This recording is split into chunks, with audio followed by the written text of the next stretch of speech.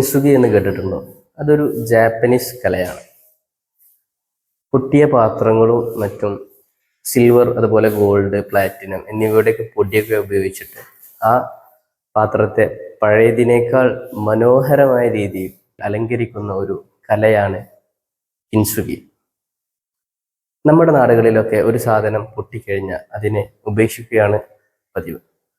എന്നാൽ ഇവരുടെ ഈ ആർട്ട് ഫോമിന്റെ പിന്നിലുള്ള ഫിലോസഫി എന്താണെന്ന് അറിയോ? ഓരോ സാധനവും അത് പൊട്ടിക്കഴിഞ്ഞാൽ അത് വർത്ത്ലെസ് അല്ല, അത് വിലയില്ലാത്തതല്ല.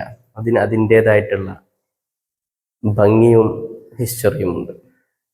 ഇതിനോട് കൂട്ടി വായിക്കാവുന്ന ഒരു ഫിലോസഫിയാണ്, ജാപ്പനീസ് ഫിലോസഫിയാണ് വാബി സാബി. എന്താണെന്നല്ലേ? ഈ ലോകത്തുള്ള ഒരു സാധനങ്ങളും പെർഫെക്റ്റ് അല്ല, എല്ലാ സാധനങ്ങളും ഇംപെർഫെക്റ്റ് ആണ്. ആ ഇംപെർഫെക്റ്റ് ആയ സാധനത്തെ ഇംപെർഫെക്ഷൻസ് അംഗീകരിച്ചുകൊണ്ട് ഇഷ്ടപ്പെടുക എന്നതാണ്. നമ്മുടെ ജീവിതത്തിൽ തന്നെ നോക്കുകയാണെങ്കിൽ ഓരോരുത്തരും പെർഫെക്റ്റ് അല്ല. അപ്പം നാം ഓരോരുത്തരെ സ്നേഹിക്കുകയാണെങ്കിൽ, അവരെ അംഗീകരിക്കുകയാണെങ്കിൽ അവരുടെ ആ ഇംപെർഫെക്ഷൻസ്, അവരുടെ ആ ന്യൂനതകളെ അറിഞ്ഞുകൊണ്ടായിരിക്കണം. ഓരോ ആളുകളുടെയും ഭംഗി എന്നുള്ളത് അത് അവരുടെ ന്യൂനതകളാണ്. എന്നാൽ ചില ആളുകളെ നിങ്ങൾ കണ്ടിട്ടില്ലേ? അവരൊരു കാര്യവും ചെയ്യൂല. അവർക്ക് ചില ആളുകൾ ഫോട്ടോ എടുക്കൂല. കാരണം എന്താ?